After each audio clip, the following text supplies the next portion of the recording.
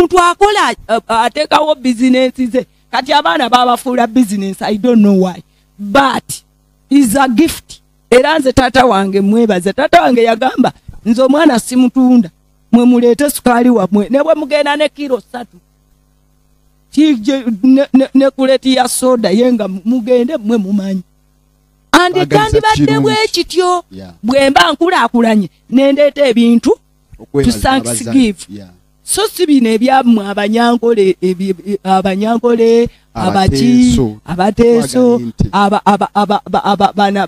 abakalamojja, but it is their culture.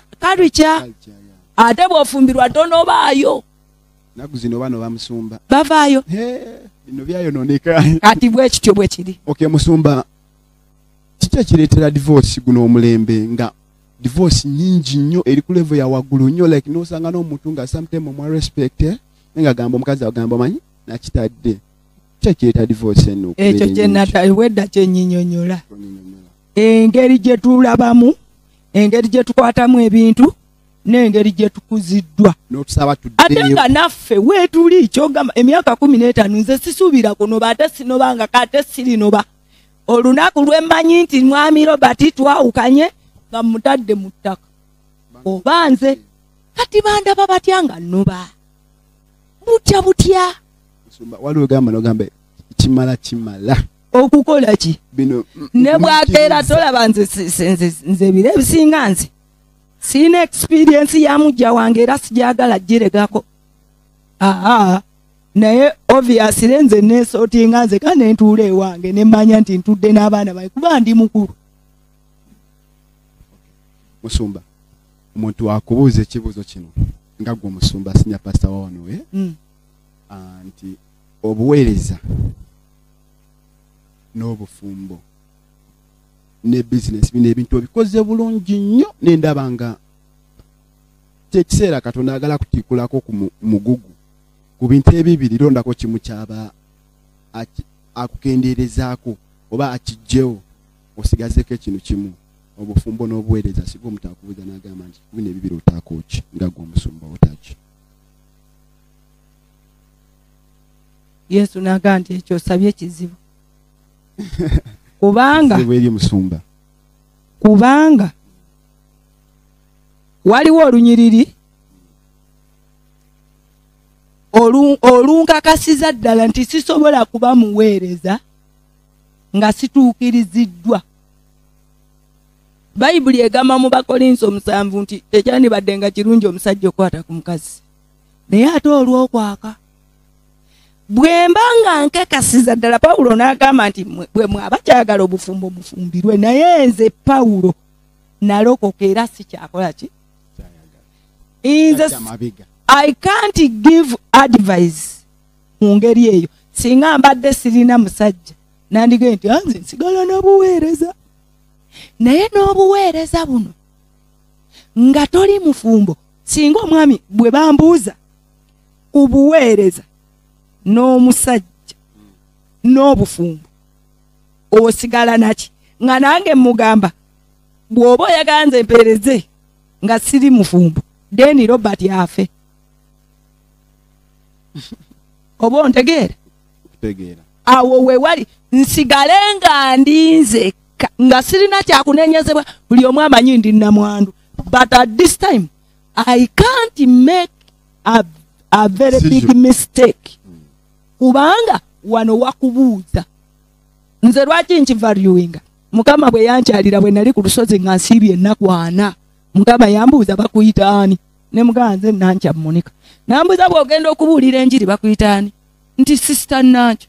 Nambuuza Sister Nankya, nambuuza nti omufumbo bamuyita ani? Ti mukyala gundi. Nambuuza nti mukyala gundi ne Sister Nankya ani aweebwa ekitiibwa? And we need that what? Respect. Ku mukyala gundi ne sister ani aweebwa ekitiibwa? Ne mugamba nti mukyala gundi. Nanga nti okuva leero genda obeere mukyala gundi. Kitegeeza bwemba mukyala Robert nzijudde, bwemba siri mba a half. Sumba weebale olw'eyo ansa. Tugenda ekibuzo kyaffe ekisembayo nenjagala kusooka okutumira ku mikwano gyaffe bonna abatambudde naffe okuva day 1 twasalawo kuleta Let's Talk 256 eri obulamu bwammwe tusuubira bangi bekyusiza era bangi begenda okukyusa musumba nankya mu dakiika nga 3 olina essomero olina investments nyingi olangaga crusade ne conference wesa guno omukisa mulabe wa Let's Talk osokola ng'essomero Mukama yebazibwe waweeri God Heaven is Open International Ministry tuli wane Rugoba Nabweru bwoba omanyi Nabweru oba bwoba omanyi Rugoba ku Ash Petrol Station waggulu awe wali ekikubo ekikkirira ku church tubaaniriza mu buweereza buno bw'amaanyi ate butuwadde omukisa bwe twogera ku ssomero lyaffe batuyita ba Witness Junior School tuva ku baby paka P6 tulabye Katonda ng'akola ebintu ebikulu tuli Nansana kakati enansana okulagirira obulungi oteekwa kubanga oli ku kanso awo ku kanso we wali ekikubo ekikkirira obagamba nti ngenda ku kisaawe kya kanso ekisaawe kya kanso awo we wali essomero lyaffe ng'ate we wali ne home oba bw'obeera awo ogamba ngenda ku kisaawe kya kanso ku home we wali essomero lyaffe erya Witness Junior School botuka wali ekisaawe kya kanso osobola okubuuliza nti awo wennyini w'obuuliza nti ngenda ku Witness Junior School sumba abawe namba z'essimu tamu ziwumudde abaana tuli mu luwumula ate teweerabira omwana tomutuuze eyo noba kubanga guno omukisa ffe tuyambako abaana okusoma tuyambako abaana okusoma naye tubayamba mu ngeri 2 oba 3 nga gwe ogula ebikozesebwa n'omuleeta n'asoma oba kwegamba kisinziira engeri gy'oyogedde naffe naye tuyambako abaana okusoma kale omwana tabeereyo n'atuula tusobola okwasaganya omwana affe n'asoma naye tompa ava ku P7 kubanga next year gye tugenda okuba ne P7 katuli ku baby up P6 enamba yange bw'oba onneetaaze eri 0779 79 76 77 eri 0779 79 76 77 ey'omwami wange kubanga nze nina MTNM omwami wange ali ku 0705 27 617 jiddemu okolumu y'omwami 0705 27 617 musumba osobola bagamba crusade ne conference egenda obeera mukono naye omudakikemu banyabo ne bassebo twagala okubaaniriza mu lukuŋŋaana oluli great ekasawo kabimbiri Mukama yeebazibwe olukuŋŋaana lw'amaanyi Katonda yatuteekako omunagiro ogukuŋŋaanya amawanga tulina amawanga mangi tulina UK tulina US tulina Kenya tulina Burundi tulina Rwanda tulina Tanzania tulina Zimbabwe bonna bali mu kujja olukuŋŋaana luno lugenda kuba lw'amaanyi omutwe gwaffe guli to refresh our souls tuze obujja emyoyo gyaffe tusituke tuweereze so